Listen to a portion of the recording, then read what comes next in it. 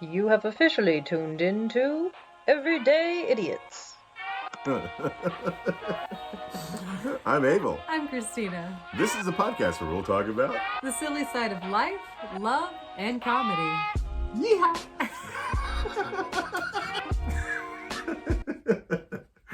Good morning, Christina. Good morning, Abel. You look fantastic for the camera. Is it picturesque though? Yes, it is. Yes, it is. Thanks. It's like a national park. So picturesque. Yay! I blend into the wall. Let's get this going. I love it.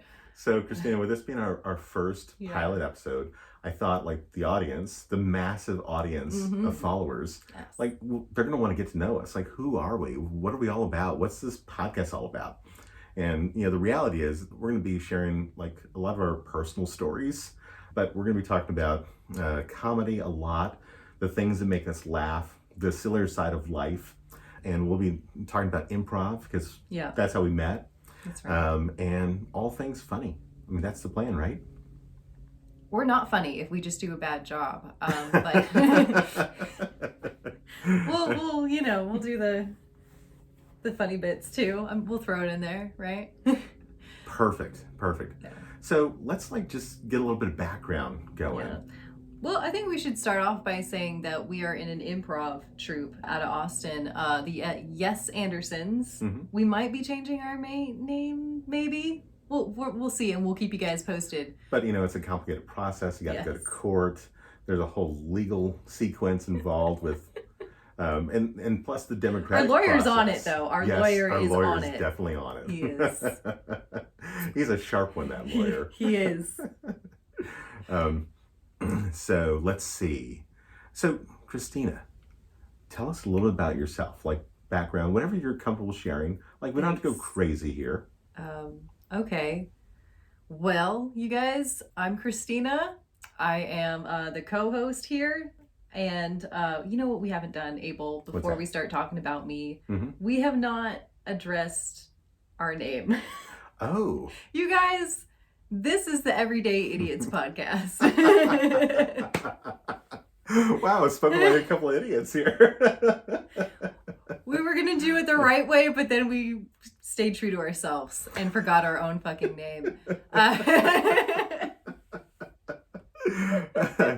There is an origin story with the name also. You tell us. Okay, so we came up with a long list of names. We narrowed it down to about 4.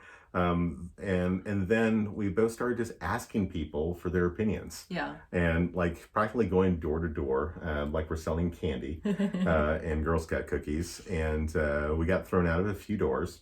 I actually did a tour at Central Market and a couple other stores, Target, and just going up and asking randos for their opinions on these names. And the name that was hated the most is Ain't That Funny, which I thought it was kind of clever. It works in 2 ways. It ain't that funny or ain't that funny. Like, yes, it does work, but it got a lot of love and a lot of hate. So, but the hate mail just kept coming in. That's true. So we decided that maybe that one should come off the list. Yeah. But when I read the list to my daughter, she gave me the one that she thought was her favorite, which was Humor Unhinged. But then she goes, "But Dad, those names really don't work. Because you guys are just everyday idiots."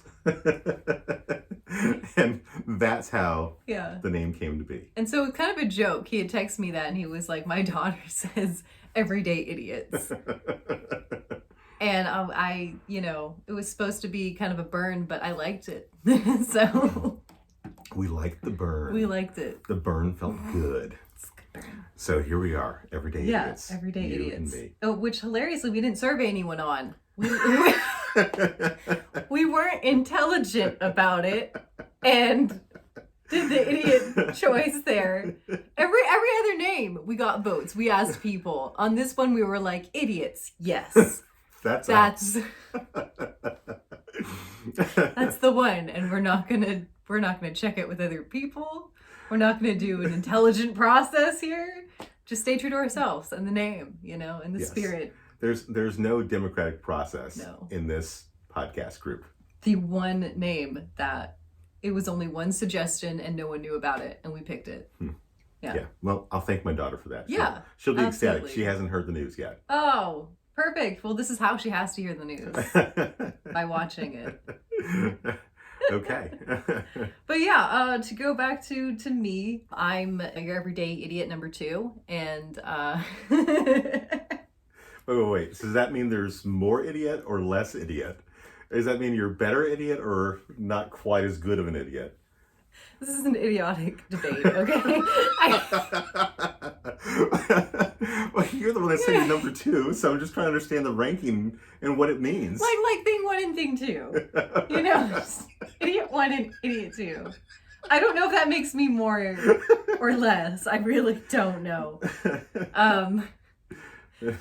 But anyways, I'm Christina. I have been doing improv now since, last spring? Mm-hmm. And before that, I had a little bit of background in theater, but I hadn't really done comedy before that. Love comedy, love watching stand-up. We're all out here in the Austin area. I've been inside the city for a year now. And then I've lived elsewhere in Texas before then, and then originally from California. I'm really happy to be here and just have a good time and good storytelling with Abel. And so what we're going to be doing, we're going to be talking about silly stories, shit that we've done together or separate stories. We do go around and try to watch some improv and stand up out in the Austin area. So we're going to be talking about that kind of thing. Mm-hmm. And yeah, that's me in a nutshell. So I've been here, been there, and gonna try and do the funny thing, you guys. Great. And you definitely belong in a nutshell, because we know what comes inside of a nutshell. What does, Abel? A nut. Come on. I just wanted you to say it. Okay, Abel, let's do your little introduction here. Okay, Who are you? Who am I? I am a middle-aged weirdo that loves just being silly. I love people. I adore people. I like meeting strangers. I like hanging with friends. I like being with family. Like anything I can do with people, that's what I'm all about. And I think I just said like 10 times. So it was perfect though. I work in the software industry, which is so exciting, and it's just filled with people that need to laugh more. And I believe you. I do. And I work with some amazing humans, though, that I just love and adore. And I want to do everything I can to support them, to make sure that they're successful, because that means that I'll be successful. That's what I'm all about. People, and seeking happiness always. Yeah. That is an outrageously better introduction than mine. I also like people and good times and family and friends and long walks on the pier. No, I am similar to Abel. Okay, sorry. In the sense that I like people, I like having fun. If we didn't have this podcast, me and Abel would just be doing this at a bar somewhere or a coffee shop. So I didn't accuse you of not ever wanting to have fun. Yeah. I sold myself short. Yes, you did. Well, there are height issues. But we're not going to go there today. All right. All right. So I promised something unique about me, and I think I kind of let that one out in my intro. Okay. Is that I just have this fond love for meeting strangers. Yeah. And I just can't get enough. And so I'm oftentimes meeting random people at Target, at coffee shops, at the dollar store. The dollar store is so much fun. Yes. Because you can just walk around like a big baller, and just call out the fact that everything is so inexpensive there. And have conversation with people, and people are passionate about it. No one is dispassionate about the deals that they can get at a dollar store. No one but you, Abel. And so it's so great to go in there and just get everyone all riled up, and it's fun. I like that because it seems like you're like a hype man for like the everyday person. Like, are you having an every normal day occurrence right now? Not anymore. This dollar store is freaking fire. Look at this. It's $1. Look at this, ma'am. Have you ever seen this for $1? Just, you know, scaring / hyping up the public. Yes. But I like it because during one of our improv shows, that actually our second in-person one, which was technically my first one, I played like a hype man or something for that math. Do you remember that scene we did? Yeah. With it was the math games or something? What was that? I don't know, but I literally was just like a hype man on the side of the stage going, bah, bah, bah, bah, bah, bah. Here we go with round one. So it was like a friends like competition of who was a better friend. Yeah. And we were using math equations to uncover like who was actually better at being a friend. Yeah. It was in the moment. It was very clever. It worked. It did. It's struggling to be revived at the moment. Yeah. I don't know how to explain that shit again. That's improv, though. We will talk about it, but if you guys get a little confused, it's fine. So, Christina, like something awkward, unusual, unexpected about yourself? I feel like the work I do is actually fairly strange. I do work on kind of like a game show project thing. Oh, I thought you were going to like talk about cadavers and caskets and stuff. Okay, game show is a lot better. Wait, what? I don't. on another episode, I guess. No, but I do that, and I also do tours out here in Austin.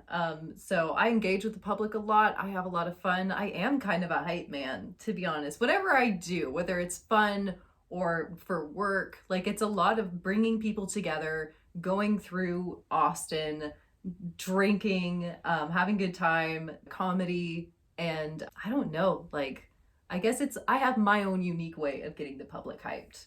You engage and we'll talk to strangers, and I will just drag my friends to weird shit like my birthday party. Oh, we should talk about that birthday party. Oh, yeah? That was amazing. Yes. That was, yeah. I don't mind saying my age. It was my 28th birthday, you guys. Yeah, I'm not 22, but I mean, if you want to say that in the comments, that's fine. But that was so much fun. Like we went to a very popular putt place. Yeah. Everyone got super dressed up. Even me, sorta. Yeah, I loved your little jacket with the hearts on it, and you look like fancy in like this really slick dress, and everyone had like a mask on. Yeah, people were like dressed to the nines, like kind of like fancy attire, or like even like a little 20s and like suits, and I got everyone top hats and like little like silver masks to wear. Yeah, it was just supposed to be like fun and outlandish. And we played our little putt game. I had a bunch of disposable cameras that I was trying to get pictures, because the idea actually was for it to be a photo shoot of like everyone in hilarious costume. But I kind of wanted to give people like an activity to do, just so they're not all showing up to some random spot in the city dressed like they're part of like the Illuminati or something strange, and like, you know, not just be like, okay guys, like stand still for a bunch of like disposable camera photos. But so whatever happened to these pictures? I haven't seen them yet. I haven't gotten them developed yet. Oh, okay. I know that sounds crazy, but I have like, I don't know, I took a lot for my birthday, but there was still a bunch left. And so I've been slowly like, I kind of do this thing with disposable cameras where I wait for like a holiday or an event or someone's birthday party or something happening or traveling, and then I'll take a few. And so it can take months for me to like finally finish up a whole one and then go to the camera place. My camera shop I go to is terrible. I'm going to go to a different one because the stories I could tell. I won't even name their name, but the shenanigans they have put me through. Yeah. I have waited sometimes over a month to get my cameras developed. Oh my God. Yeah. Well, I think it's hilarious. I go to my camera place, like you have your own camera place. Like that is so modern of you to have a camera place. Super modern with my film and everything. Like who uses film anymore? And disposable camera. I don't even know where you found those. Did you like travel time to get them?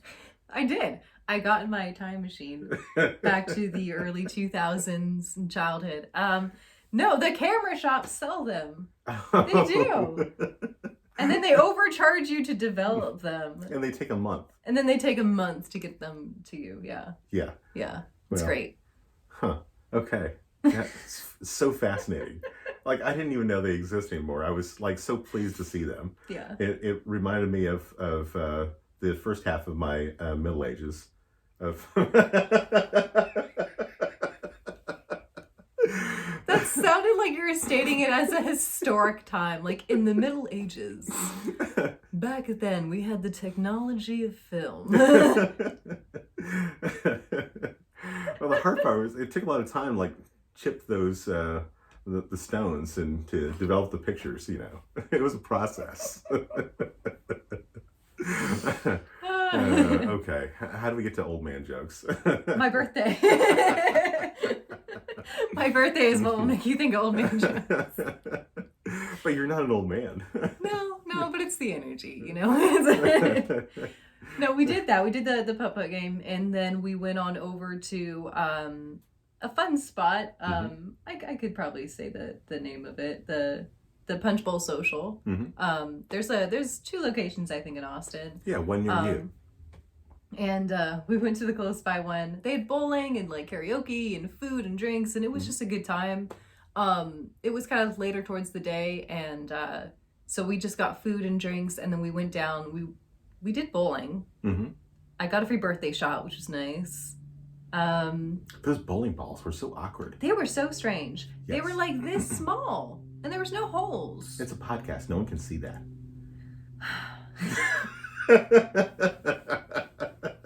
For those of you watching on YouTube, only you will know how small the balls are. Okay, so now we're talking about small balls. Yeah. It's our new topic now. But no, they were strange. They were a strange size. Even the whole bowling alley was just like made ever so slightly like smaller and miniature than like a regular bowling alley. But it was still fun. It's like the lanes were just as long. But they were narrow. The pins were like half the size. Yeah. And the balls could easily fit in anyone's hand. The game was sexist too. Do you remember that? It was like doing really well for like you and Sam or you and Jake, I don't remember. And then me and Kylie were like messing like a whole bunch. Especially me, especially the birthday girl couldn't handle the small balls. So inappropriate. I'm a big baller lady, what can I say? I'm just kidding. It's okay, you're still a baller in my book. Thanks. Not in their book, but in Abel's book. I'll take it. But yeah, that was an interesting thing to do because we went, to both places all dressed up to the nines.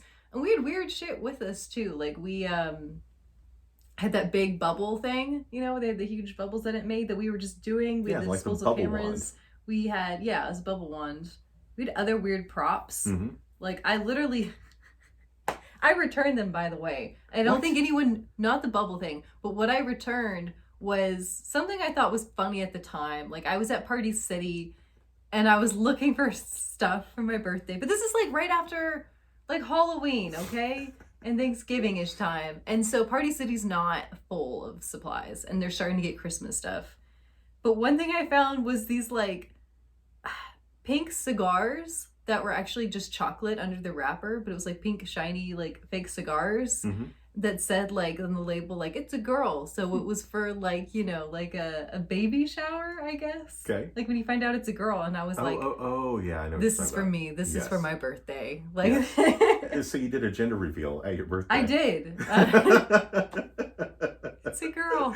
Still. 28 years strong. I don't know why I thought that would be fun and funny to be like, here are cigars that are chocolate and I think they just ended up in the bag. I showed everyone, they all thought it was funny, and then like we left it in the bag and I was just like, I'm returning it. So okay, I thought what you were gonna say is that, hey look, I figured out how to like one up your dollar store adventures. I get stuff from Party City, I use it at the party, then I return it, I get all my money back. Like it's better than a rental deal.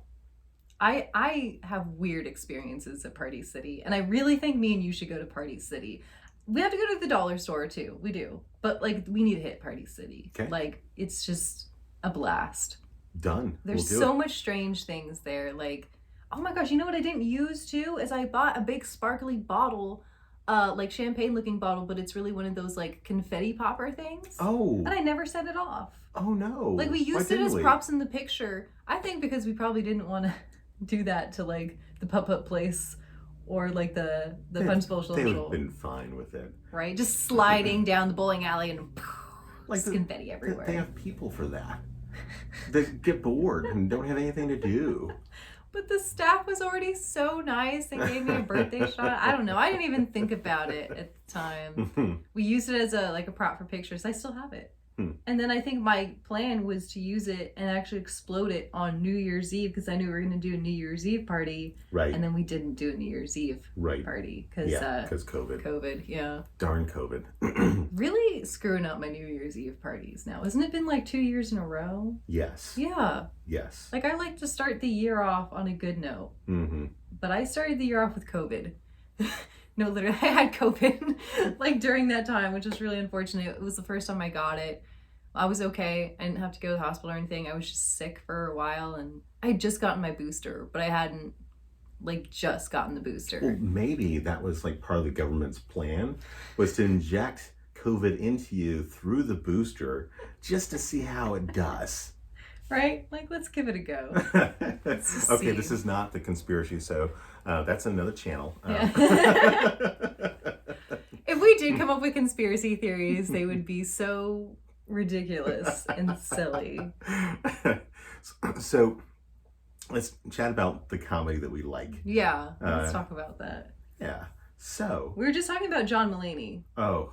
We're big fans. Big fan. Like, in fact, my daughter who gave us this name, like she is a student of John Mulaney. She speaks in John Mulaney. I have to hear that. Like it's amazing. Like even like a lot of the mannerisms that he has, she has down, and like she just like invokes it on the call, and or in the moment, and it's so good. Like I'm so proud of her for that. Yeah. Proud dad moment. Yeah, absolutely. I love that. But there's like certain things that I find like really silly in life in general. And like there's, I don't know, I think sometimes it's just the way I look at life and situations. Perspective. But also there's things that we all have access to that I think have a lot of comedy in them. From a social media standpoint, who doesn't love TikTok? Are you on TikTok? Yeah, I am. Oh my God. I love the TikTok. The number of dad jokes, the stand-up comedians that are on there, and and then fuck your life, bing bong. You know that one, don't you? I don't think I do. Oh my God, I gotta show this one to you.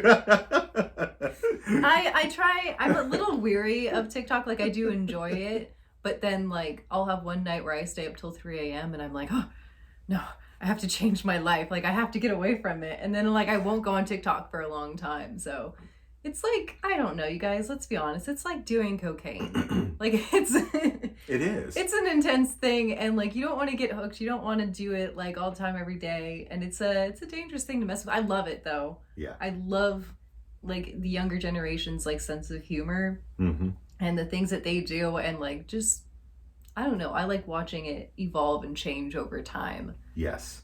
Well, I do kind of like snackable binging. I can't like sit there and watch it for hours. I lose interest. So you have a healthy relationship with TikTok. Well, me having healthy relationships is a stretch, but maybe. It sounds healthy for TikTok. I can watch for a few minutes and then I get bored with it and I move on to something else. That's crazy. Or like you catch like the recurring theme that they have going, and I just get to the point where I'm like, okay, enough of that for now. I must find another form of humor, and I'll jump to something else. I don't know. Or I'll just get out and do something in public because there's always something funny out there. I love stand-up. I went to a stand-up show on Friday night. That's what you had to tell me about it. Okay. So it was really interesting. Okay, so it was called Sky High Comedy, and it was at like a rooftop restaurant inside of a hotel downtown, overlooking the skyline. It's really, really pretty. I'd not been in this particular area of the space before, And it was kind of interesting because like they had a group of comedians that they had like come from all over the country to be at this show. There's a guy from New York, there's a guy from California, and I think there was only one Texan that was in this group of about 5 comedians. Nice. They were putting on this show. The room was really, really big, and probably too big for the number of people that were in there. And also, like, the problem with hotel spaces, you have all the carpet, a lot of things that like soak up the sound, and so it made it kind of hard to hear the comedians. And at the same time, like the after that comedian session, it was an open mic night, and there was probably 40 plus people there to do open mic. Oh wow, that's a lot. And like it was a massive crowd of people for open mic, and they all like came alone. They all looked super nervous. They all like weren't really having fun while the pros were up there. And so I was laughing my ass off, but these comedians, they could not get the open mic comedians to take the bait on anything. And so the room was just so dead. And then like the comedians would just kind of resort to, and that was the joke. Which was that was your cue, folks. Just in case you were wondering. Which made it even funnier. Oh man! This one comedian realized that the only people that were really engaging in laughter were the people sitting by the bar, which I was one of. So at some point, they looked at 2/3 of the room and they said, "Okay, fuck you guys. I'm only telling jokes to them." And they walk over and they're just telling us jokes. And it was fantastic. That's not a bad idea. Like that's funny because it's like kind of punishing your audience a little bit, you know, like, and then just be like, oh, you don't like it, you're not here. Okay, fine. What about you guys? You know, yeah, I like that. We went to a stand-up show at Cherrywood, which is kind of like a bar coffee place. So much fun. We laughed so much that night. We did. We laughed the most out of everyone there. You know, we're not the type of comedians that are like judgmental with our nose up, like, oh, I don't know about that line. Could have done that better. You know, like we're there to have fun and be in the moment. And like, you know, if it's genuinely not funny, like might not laugh, you know, like we're not super easy, but like we're just relaxed and there to have a good time. And so we love comedy. So you know what I think? I just got an idea. Okay, because we were talking about how we hype up people in the world, and we love going to comedy shows. And I've heard from other people, and I've seen a little bit of it myself, that like comedy in Austin can sometimes have awkward shows, awkward nights, where you have a whole bunch of people who are just really nervous. There are a bunch of comedians in the audience, and they either have heard the jokes before and they don't think they're funny anymore, or they're nervous and about to go on and they're not laughing. And you get like weird, tense rooms and moments. How fun would it be though if me and you went to some comedy shows and like just hyped up the place? I don't even mean like we don't have to go on stage or anything, but like getting getting people engaged and laughing and like engaging with the comedians, and like I don't know, we can even buy people drinks or just like somehow get the energy of the room up. And especially, you know, where we need to start is we need to find the little side table where the people who are ready to go up next are like nervous, especially open micers. Yep. And like get them laughing, get them in the mood. I think that's a great idea. Yeah. Definitely. Like buy them a drink, hang out with them, tell them they got this, we're big fans of comedy, and just like be there, be that like laughing, relaxing support. Right. And I think that will change things. It'll change it for when they go on stage, they'll be more relaxed, they'll be joking with each other. It will change. Like that's like, you know, you have a room full of people and you want to lift up the spirits and the energy, and there's a group of comedians, those are who you go in and intercept and be like, let's get these guys laughing, because once we get them relaxing and joking, it's gonna spread like infectiously because they're comedians. Like it's gonna change things. It'll spread like COVID. Yeah. Like we're gonna spread comedy like COVID, folks. And there's no booster for this one. But like we also made a huge sacrifice to be there that night. It was like 35 degrees out. It was an outdoor show. It was raining. Not hard, kind of lightly. Like kind of spitting, not really raining.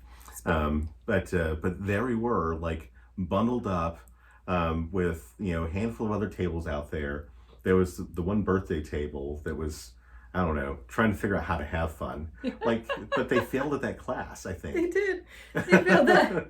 They didn't account for the situation. No. There's a little inside joke there. There was two people that met and became friends because they failed accounting. Yeah. But anyway, I think they failed the fun class. But you know what? Me and Abel learned how to express ourselves.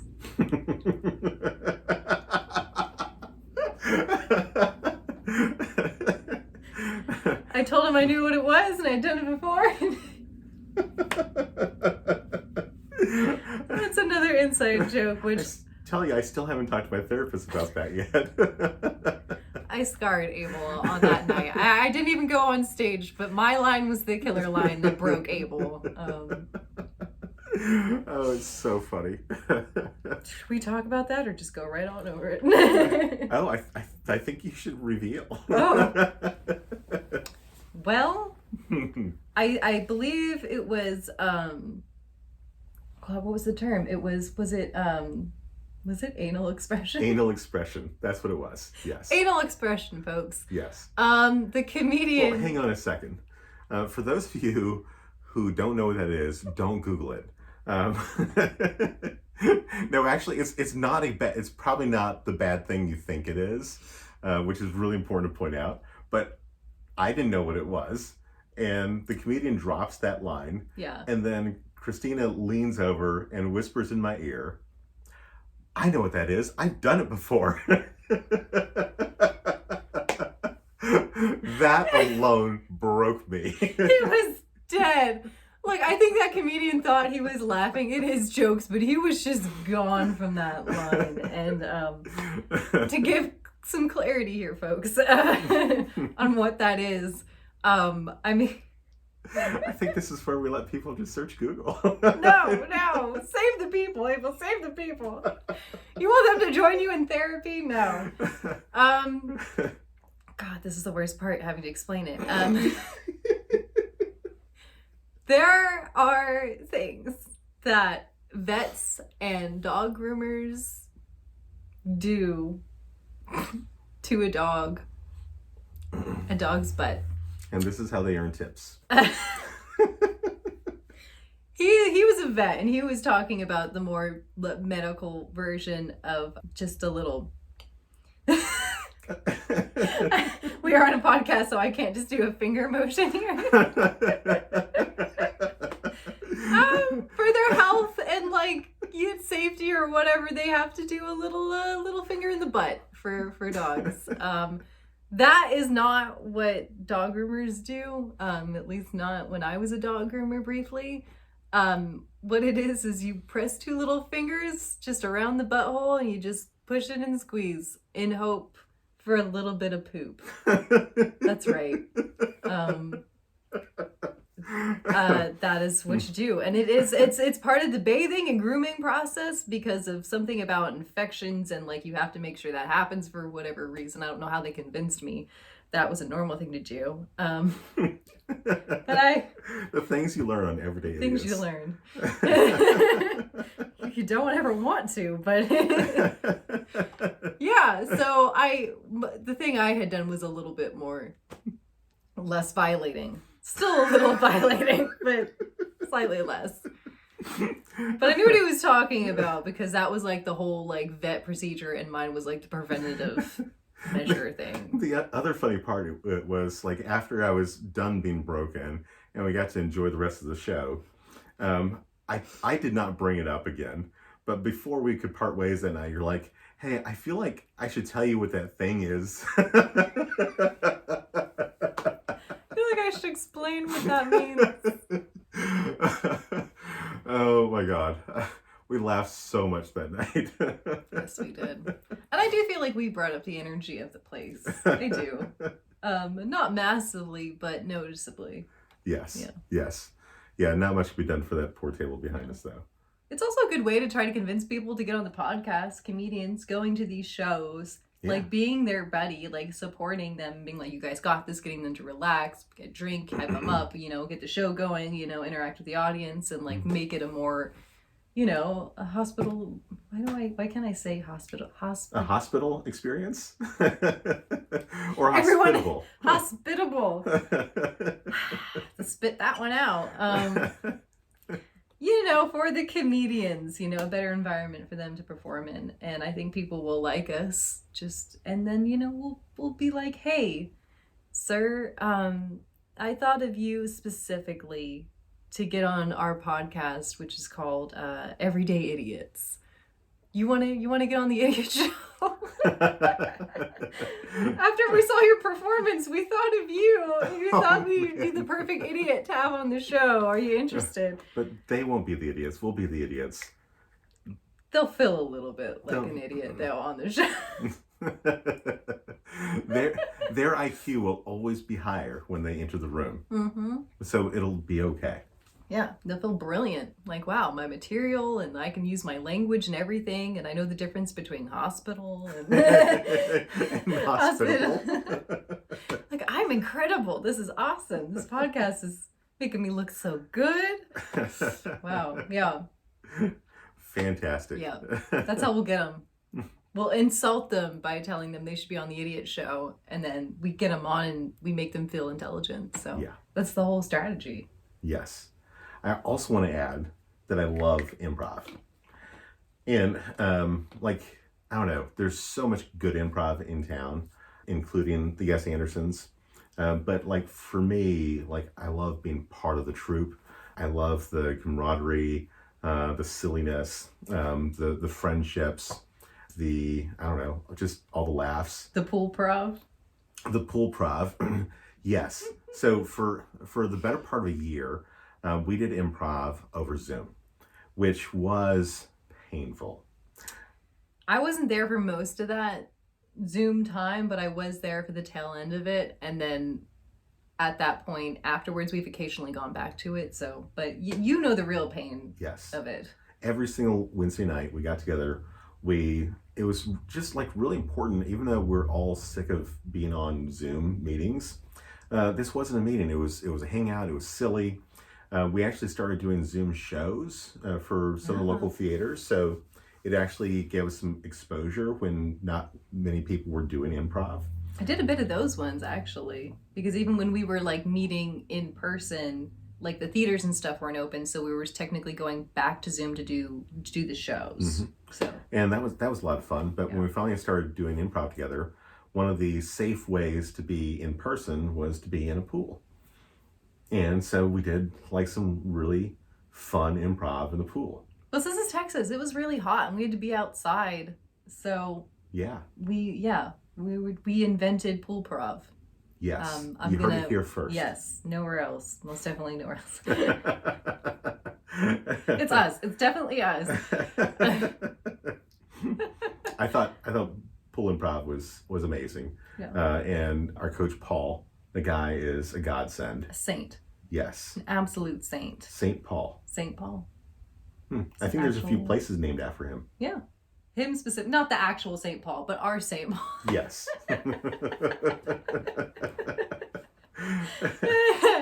Yeah, he was such a blessing to us and still is as a coach. We love him very much. He really brought joy to us when we were feeling awkward and we were trying to make new things work. I think I was only around for a couple of different coaches, just a couple of sessions, but I feel like not all those coaches liked me either. There was a coach we had that everyone's nameless because I love everyone. But we still make jokes about how this coach gave me in particular a lot of notes. Without mentioning any good things at all. Okay, you need to make improvements here, here, here, here. And he flips the page over, and here, here, here. And let me look at the good notes that I wrote. Oh, I didn't write any. Yeah. That was pretty much the experience. That was what happened. No shade to him, but we make a lot of jokes about that now as a troupe. And I was brand new to comedy and improv and everything, and so obviously I was going to be the fish out of water, but didn't stop him from the notes there. Oh man. Well, this has been a blast. Yeah, it has. How are we on time? I think we're a little over, maybe. I think we're good. I think we're really good. Yeah. And yeah, so I think we should probably wrap up the pilot episode. Yeah. Thank you guys. This has been our introduction to this new podcast, Everyday Idiots. If you enjoyed this, go ahead and take a listen to our next episode because we're going to be releasing multiple at the same time. And thank you for joining us on this comedic adventure. Thank you so much. And have a idiotic day. Idiotic day. In other words, laugh a lot, have fun, enjoy yourself, and just keep smiling. We'll see you next time. Very serious now. Okay. We have to do the outro now, Abel. You've been listening to the Everyday Idiots podcast, where we talk about the silly side of life, love, and comedy. Please like it, subscribe to it, and tell every friend you know about it. Thank you for listening, and check back soon for our next episode.